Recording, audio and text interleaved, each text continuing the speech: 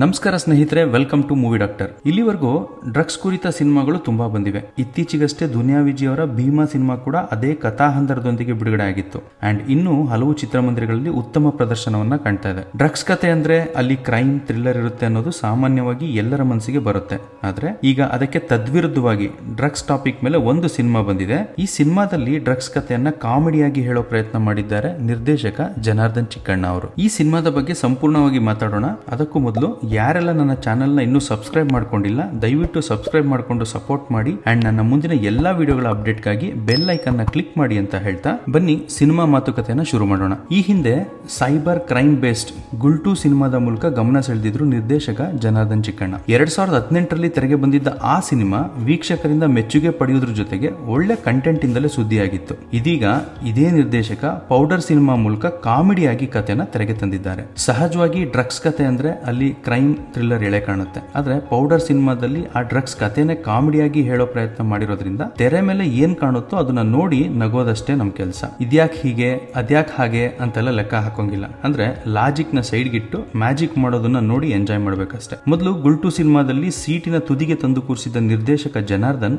Powder ಚಿತ್ರದಲ್ಲಿ ಸಂಪೂರ್ಣವಾಗಿ ನಗಿಸುವ ಕಾಯಕಕ್ಕೆ ಇಳಿದಿದ್ದಾರೆ ಅಂತಾನೆ ಹೇಳ್ಬೋದು. ಹಾಗಾಗಿ ನಗೋದಷ್ಟೇ ಪ್ರೇಕ್ಷಕರಾಗಿ ನಮ್ಮ ಕೆಲಸ. ಇನ್ನ ಪೌಡರ್ ನ ಕತೆ ಬಗ್ಗೆ ನೋಡೋದಾದ್ರೆ ನವರಸ ನಾಯಕ ಜಗ್ಗೇಶ್ ಪಾತ್ರ ಪರಿಚಯ ಮಾಡಿಕೊಡೋದ್ರಿಂದ ಪೌಡರ್ ಸಿನಿಮಾದ ಕತೆ ಆರಂಭ ಆಗುತ್ತೆ. ದಿಗಂತ್ ಅಂದ್ರೆ ಸೂರ್ಯನಾಗಿ ಸೂಪರ್ ಮಾರ್ಕೆಟ್ ನಲ್ಲಿ ಕೆಲಸ ಮಾಡೋ ಹುಡುಗನ ಪಾತ್ರದಲ್ಲಿ ಕಾಣಿಸ್ಕೊಂಡ್ರೆ, ಧನ್ಯಾ ರಾಮ್ ಕುಮಾರ್ ನಿತ್ಯಾಳಾಗಿ ನರ್ಸ್ ಪಾತ್ರದಲ್ಲಿ ಕಾಣಿಸ್ಕೊಂಡಿದ್ದಾರೆ. ಇವರಿಬ್ರು ಮಧ್ಯೆ ಪ್ರೀತಿ ಮುರಿದು ಬಿದ್ದಿರುತ್ತೆ, ಮತ್ತೆ ಅದು ಕೂಡ್ಕೊಂಡಿರುತ್ತೆ ಕೂಡ. ಈ ಬದುಕು ಸಾಕಾಗಿದೆ, ಜೀವನದಲ್ಲಿ ಹೇಗಾದ್ರೂ ಮಾಡಿ ದುಡ್ಡು ಮಾಡಬೇಕು ಅಂತ ದಿಗಂತ್, ಧನ್ಯಾ ಹಾಗೂ ಗೆಳೆಯ ಅನಿರುದ್ಧ್ ನಿರ್ಧಾರ ಮಾಡ್ತಾರೆ. ಇಂತಹ ಆಲೋಚನೆಯಲ್ಲಿದ್ದ ಈ ಮೂವರಿಗೆ ಪೌಡರ್ ಸಿಗುತ್ತೆ, ಡ್ರಗ್ಸ್ ಸಿಗುತ್ತೆ. ಇಲ್ಲಿಂದ ಮುಂದೆ ಏನಾಗುತ್ತೆ ಅನ್ನೋದೇ ಈ ಚಿತ್ರದ ಕತೆ.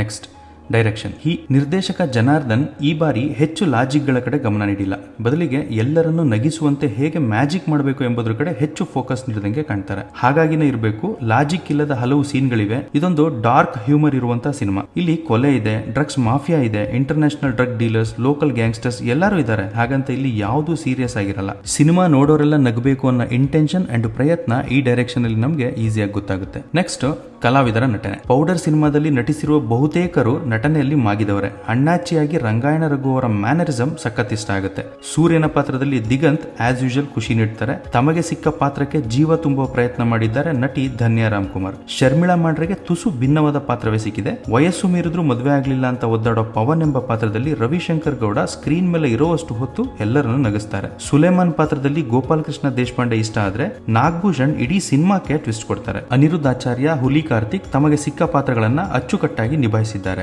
ನೆಕ್ಸ್ಟ್ ಚಿತ್ರದ ಪಾಸಿಟಿವ್ಸ್. ಈ ಚಿತ್ರಕ್ಕೆ ದೀಪಕ್ ವೆಂಕಟೇಶನ್ ಅವರ ಕತೆ ಇದೆ.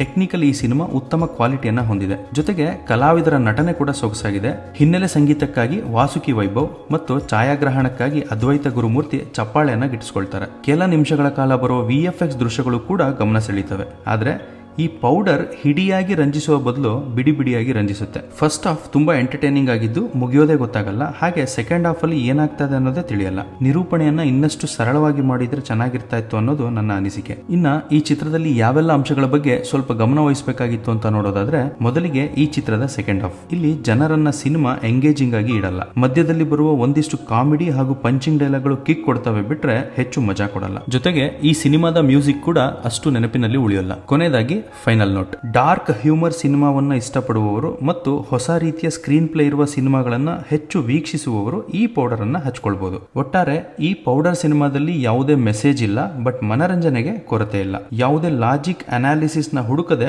1-2 ಗಂಟೆ ನಕ್ಕು ಬರಲು ಇದು ಉತ್ತಮ ಆಯ್ಕೆ ಅಂತ ಹೇಳ್ತಾ ಈ ವಿಡಿಯೋನ ಇಲ್ಲಿಗೆ ಎಂಡ್ ಮಾಡ್ತಾ ಇದ್ದೀನಿ.